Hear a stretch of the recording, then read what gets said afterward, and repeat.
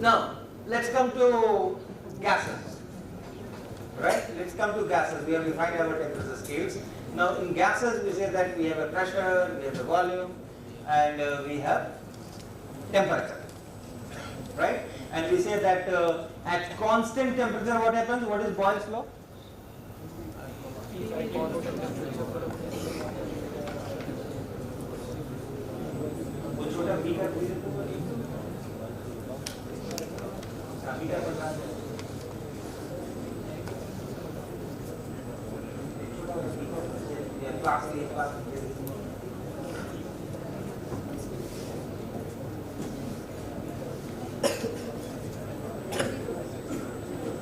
What is Boyle's law?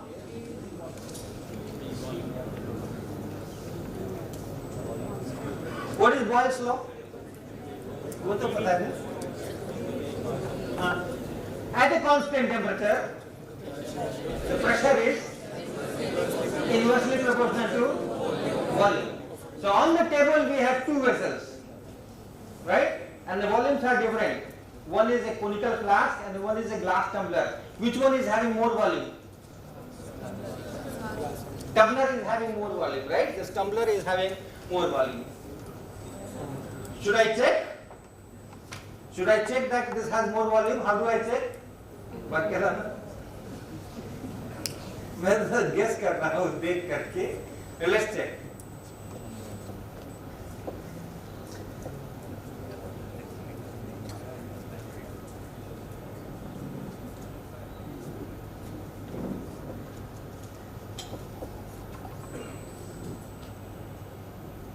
हाँ ठीक बोला था ना? वापस डाल दीजिए. So I have two containers.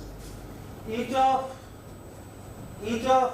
these two containers will contain air, and the volume of the tumbler is more, almost double, than the volume of this flask. The temperature of the two air masses are same, right? The temperature of the two are same as the atmosphere, room temperature. So in which the pressure is more and in which the pressure is less? In the glass tumbler, pressure is, volume is larger in the tumbler, so it is less, and the volume is small in the flask, and therefore the pressure is more, and therefore speak loudly. Okay, I have heard. So therefore, wait. And therefore, if you have a very small bottle, the pressure will be so large that the bottle will break by itself. In place of this tumbler, if I take a very small glass bottle here, very small glass like homeopathic medicine bottle, glass bottle, or even smaller. So if I take that, the volume will be very, very small, and therefore the pressure should be very, very large, and therefore it should break by itself. Just by putting it here and closing the lid, it will break by itself. Yes. We won't consider the pressure of, the volume of the beakers, but the volume of air inside them. Yeah. So they are the same. What is saying is we should not consider the volume of the beaker. We should consider volume of the air inside the beaker, right? Correct. But they are the same. How many cubic centimeter air is there? Same as the volume, inner volume.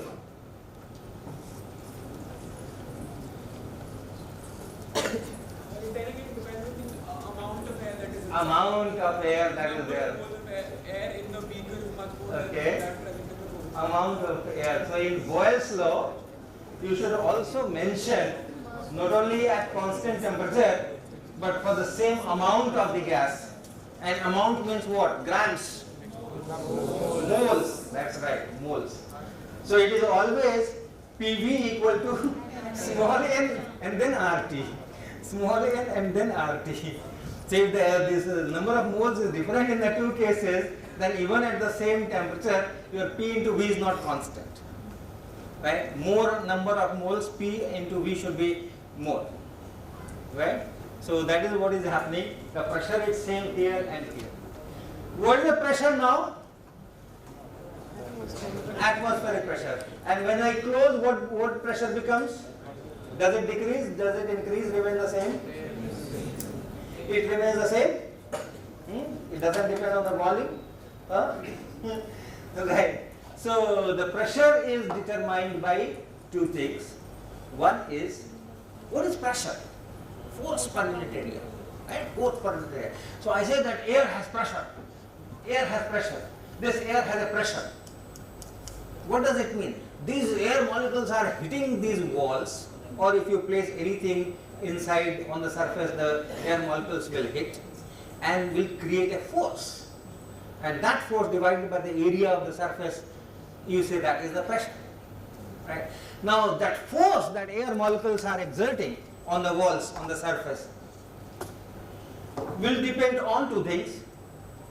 How many air molecules are hitting the wall?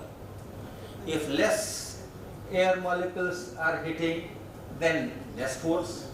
More air molecules are hitting, then more force. Right? So how many? That means the density. If the density is more, then more molecules are hitting per unit time, given area of the wall. So larger the density, larger will be the force, and therefore larger will be the pressure. That's one parameter. Another parameter is, okay, the molecules are hitting the wall, how fast they are running. They hit with what speeds? If there are a lot of molecules hitting the wall, but each one is just goes, touches and comes back, the speed is very low, then the force will be low. But if the speed is high, then each molecule is creating larger force. So that is temperature. The larger the speed means, larger the molecular speed means larger the temperature. So that is why when you increase the temperature, the pressure increases. If you increase the density, then also the pressure increases. Correct?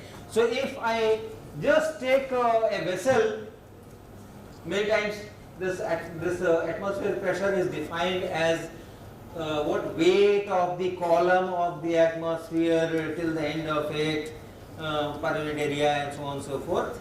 So that is not wrong, that is true. But if there is a roof in between, then that definition doesn't work out well. Right? That doesn't work out well. Okay, so in that scenario, if you think, you feel that if I close it, then I have removed that atmospheric effect on this air, and therefore the pressure should go down. It's not, because the pressure is a result of those molecular collisions and how fast the collisions are. And then by putting the lid here, neither I am changing the density nor I am changing the temperature, and so the pressure will remain the same. Okay. Now let's talk about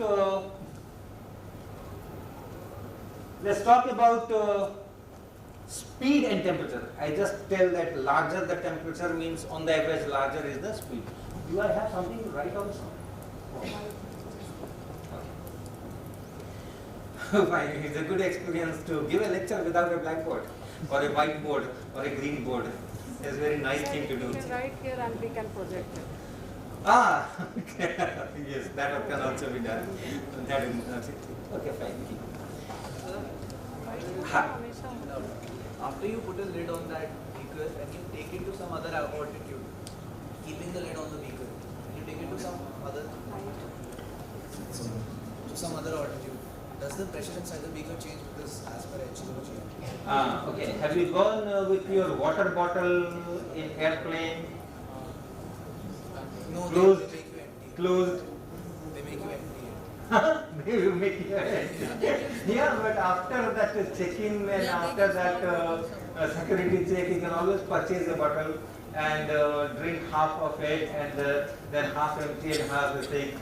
Or so if you do that, what you find that once you go to high altitude, of course it is in the planes, in the airplane, so that's not representing the same scenario. But if you take that to an altitude, what you will find is where the shape of this has changed. Shape of the bottle has changed. The pressure inside remains the same because it is closed, unless the temperatures fall. Temperatures are also falling. Outside pressure, if it is less, then it will try to bulge. If the outside pressure is less, then it will correspondingly. Okay. But again, this is in the case of a bottle which has a plastic which can be molded. Right? I'm talking about a container such as glass which cannot change its shape so readily. Rigid body. I was trying to relate to that. So why did it change the shape? Because there was a difference in pressure outside and inside. Okay, so if it is a rigid wall, that will not be the case, but pressure difference will be maintained. Alright, if it is a plastic wall, then by changing the shape, it equalizes the pressure inside and outside. This is rigid, so it cannot change. So if you take a bottle, closed bottle, to high altitude where atmospheric pressure is less, and made of let's say glass wall or steel wall or rigid walls, then the inside pressure will remain the same, and the outside pressure, if it is less, then this body will strain itself, stress itself, and the pressure difference will be maintained. But the pressure is related to how many molecules per second are hitting my surface area and with what speeds they are hitting my surface areas. Okay. Now, let's come to the connection between speed and temperature. I have this gas here, and I say that there is certain temperature, there is some volume, there is some pressure, and the molecules are going with different speeds. Different molecules are going with different speeds. So if I increase the temperature, what will happen? Which speed I am talking of? I am saying that by increasing the temperature, the speeds of the molecules increase. But there are so many speeds. There are so many speeds. Which speed I am talking of? Does each molecule obey my instructions that I have increased the temperature, you have to increase your speed? So which speed I am talking of? The real mean speed. The root mean speed. Okay, root mean square. RMS. So all the molecules possess already this energy, and mostly when we increase the temperature, the kinetic energy is mostly increased. So we are talking about the kinetic energy as well. Right, but each molecule is having different kinetic energy. And then I increase the temperature. And I say that the kinetic energy has increased. So kinetic energy of which molecule? All the molecules, each molecule, a group of molecules. So at any instant, you have a distribution of speeds. Okay, you have a distribution of speeds. That's very important and very interesting, and it's very useful for us also. At a temperature, say 300 Kelvin, room Need temperature. a whiteboard. At any temperature, say room temperature, 300 Kelvin, different molecules of this air are having different speeds, and I can ask you, okay, let us make a frequency table. You know frequency table? So I divide this velocity intervals, 0 to 5 meter per second, 5 meter to 10 meter per second, 10 meter to 15 meter per second, 200 meter to 205 meter per second, 300 to 305, 350 to 355. Let us make those velocity intervals and then ask how many molecules are in this velocity range, speed range, how many of them in this speed range. So make a frequency table. That is how you do the frequency table, correct? And then make a histogram plot. You know histogram plot? Right? So 0 to 5 meter per second, if there are 200 molecules, 210 molecules, then you put a bar of height that 205, and here it is 0 to 5, and so on, so on, so on, histogram. That histogram comes out to be something like a bell-shaped curve. Right? Something like not symmetric. not symmetric, but something like this. Very low velocities with less number of molecules you will find. Very large speeds, again very less number of particles you will find. And in between, at certain speed intervals, you find that lot of molecules are there. Right. So you get that kind of distribution. And then you can talk of average speed. From frequency distribution, can you calculate the average? If you have x1, x2, x3, x3, x4, and then f1, f2, f3, f4, right? And then weighted, then you multiply and add, and you can get the average. Similarly here, if you have your velocity intervals, so you can take that mean of that and multiply it by the number of molecules, add all that, and then divide by the total number of molecules, you get the average speed. You can define your root mean square speed. That means you first square all the velocities. Will the frequencies change? In the frequency table,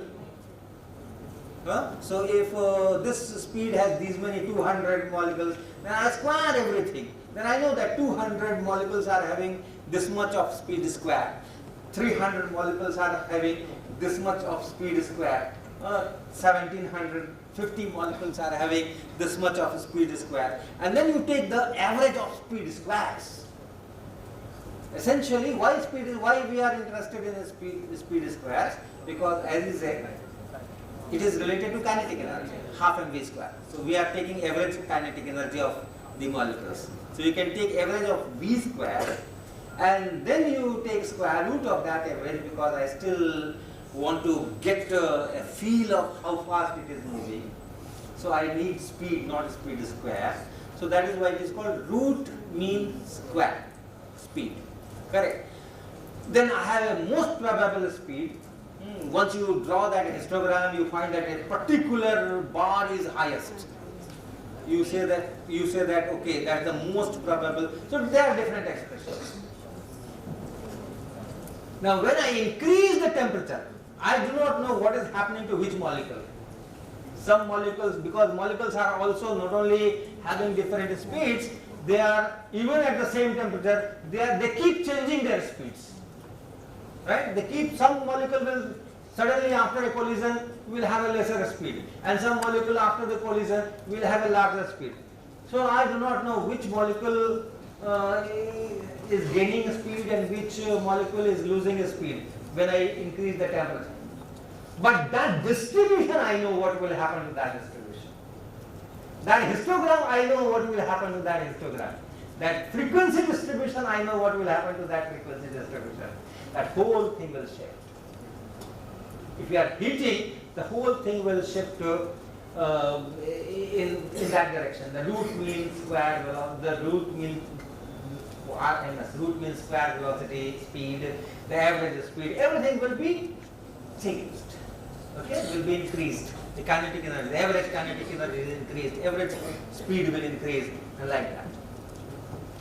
So most of the time we talk in terms of those averages, because in a system, in a gas, whatever you take, you have many molecules.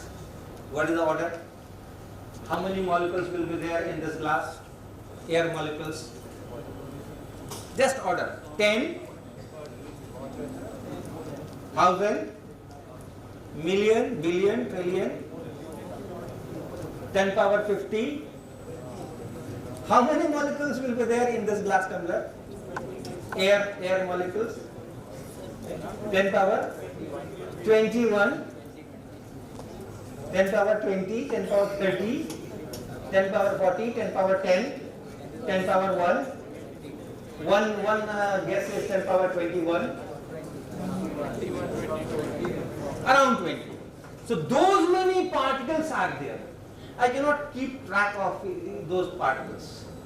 So if I have to do any physics, I have to do it with the distribution as a whole, averages as a whole. We talk. I think, sir, when board come, will you please explain this concept once again to kids?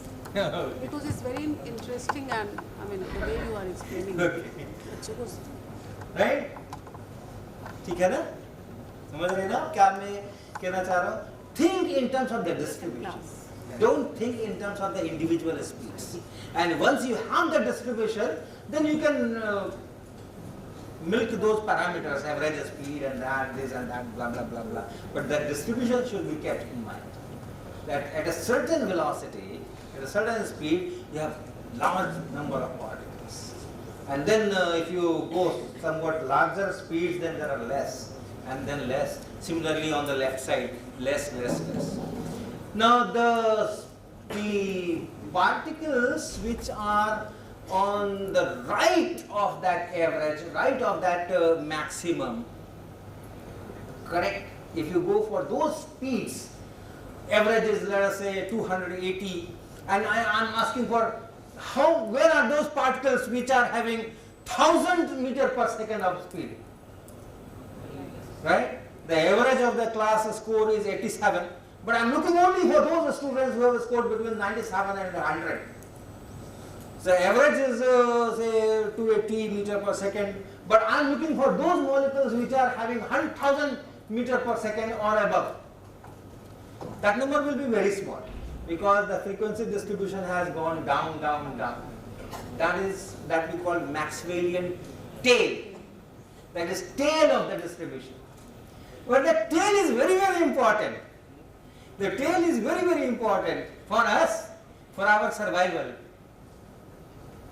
Because if you think of the fusion going on in the core of the sun, I am totally changing the scenario. Now think of the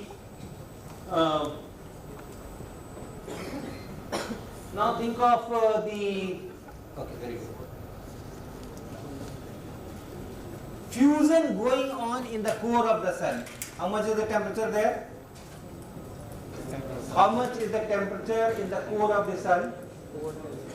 Temperature at the core of the sun.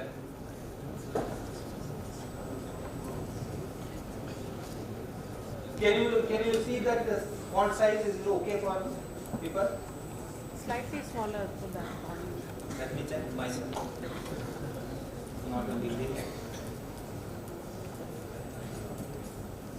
Yeah, it's okay. Fine. Can you read that? Core of the sun? Yeah, little bigger. Because the total square Not that small. centimeter area is limited, so I am using smaller font. How much is this? 10 to the power 7 Kelvin. Something like that, okay? Another guess? 7,000 Kelvin. Another guess? 5,000 Kelvin. At the surface it is 6,000 Kelvin. Yes, at the core of the sun, so this is around 1.5 into 10 to the power 7. Kelvin or Celsius?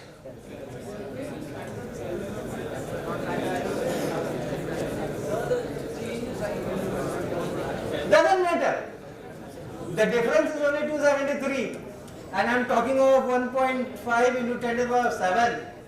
And that 1.5 maybe 1.51. Who knows? Or 1.49. Who knows? Okay? So it doesn't matter Kelvin or Celsius. Now at this temperature, your hydrogen atoms, or rather ions, which are protons, will have some mean speed, will have some mean kinetic energy, root mean square speed. That kinetic energy turns out to be something like 1.9 kilo electron volts.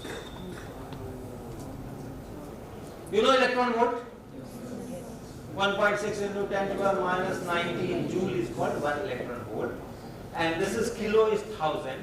So 1.9 kilo electron volt is the average energy. Is the average energy, remember, of the protons. Now, to make helium out of that hydrogen, the first thing should be the two protons come. How much time I have? When do I have to stop? 11 or 11:10. Okay, fine. So, yeah. So this, what did I say? Hydrogen to helium. Going from hydrogen to helium, the first requirement is the protons which are repelling each other because both are positively charged should come so close to each other that that nuclear force takes over. Nuclear force should dominate over Coulomb's force. Coulomb's force will just repel them and will not allow them to fuse. So the two particles should come close enough. The nuclear interactions start at a distance range of something like femtometers. Femtometers. If two protons are at a separation of about a femtometer, the nuclear force will be much, much stronger than a Coulomb force. Fine. But if it is say 10 femtometers, the nuclear force will be very small and Coulomb force will be large. So if you calculate that if you have two protons, one going this way, one going this way, this had kinetic energy of this much, this had kinetic energy of this much, and they are going to get close to each other, then what will happen? Your total kinetic energy, initially they were far apart, so their potential energy was very small, and this is the total energy. And if this separation is x, then at x separation, when they come at x separation, then they will have some kinetic energy, and plus now the potential energy has come up, Q1, Q2, which is E into E over 4 pi epsilon naught into that x. So the kinetic energy will keep decreasing, right? They are going towards each other and then they are repelling. So what will happen to speed? Decrease. At a certain separation, that speed will become 0. Correct? They are coming towards each other with some speed, some initial speed, but they are repelling each other. Like you throw a stone up and then the earth is attracting it down. So the speed decreases, at some height it becomes 0. Similarly here, reverse of that. They are coming closer this direction, but the force is opposite, repelling. So the speed will go down, down, down. At certain separation, this should be 0. And for that, you put this kinetic energy 0 and calculate x from there. Zoom एक fix कर लो, zoom मत करो. So you calculate x from there, and you will find that this will be something like 200 femtometers of that order. So two protons at 1.5 into 10 power 7 Kelvin having the mean kinetic energy, they cannot participate in nuclear fusion. At 300 femtometer itself, they are pushed back. Okay, but this fusion still takes place. The fusion still takes place. The sun still shines. It's giving energy to the earth. We are still here to attend this lecture and to deliver this lecture. This is because the Maxwellian tail. Although the average kinetic energy is 1.9 keV, but the distribution is not like this. All. Sir, could you please draw the... Yes, I will. I have taken the pen only for that. Okay. So if I keep this velocity speed here and number here, d and dv. in some unit interval how many particles are there. How many particles are there? So that distribution is of this kind. And this is at 1.9 keV. But then there are certain protons with a speed much larger than that. Although the fraction is very small, but still there are some, and that sum is enough, because total number of protons in the sun is huge, so that even if the fraction is very small, that number is enough to sustain all life and everything on the earth.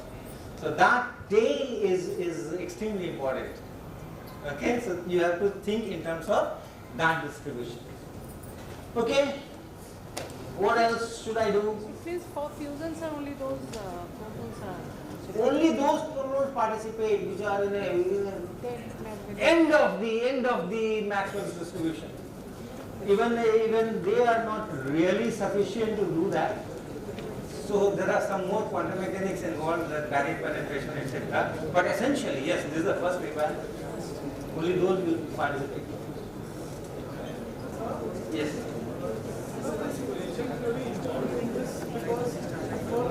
Collision theory. Because it says because for any chemical reaction, we have to first have the bare amount of energy in the particles. So that does that tail involve in this the Maxwell's tail? Does it involve in the collision theory? Could not hear your question. Yeah, I could not understand the question. I could hear, but I could not understand the question. One is, this is not chemical reaction. In chemical reaction, the reactants are in close contact already, right? And I am talking of two protons which are far away, try to go closer. Hydrogen going to helium is not a chemical reaction. Chemical reactions, the main driving thing is the electrons. Okay? Electrons going from this atom to that atom, bonds are broken, new kinds of bonds are made. So the electrons participate in chemical reactions. In our case, at this high temperature, the electrons have already left the protons and they are wandering independently, totally independently. Protons are totally independent. So now it is a proton-proton which is trying to fuse and make a diproton. Two protons coming together, and after that it will make a neutron. The proton will convert to neutron, and there is a chain. But the first step is two protons should fuse with each other to make a two-nucleon system. Okay, and we have stumbled there itself. So is this also called the process of Quantum tunneling. That's another phenomenon. That also helps. It says that this quantum tunneling is a totally different concept. I am not addressing today. But it says that even if your equations say that it will not go, it will return from 300. But if something happens at 297, okay, your equations will be defied and that thing will happen. That is called quantum tunneling. Your classical physics tools are little bit encroached. Okay, so that also helps in fusion. But the primary thing is at least if not 1 femtometer, they should come to 1.5 femtometer, 2 femtometer, 3, not 300. The quantum tunneling cannot help at 300. Okay.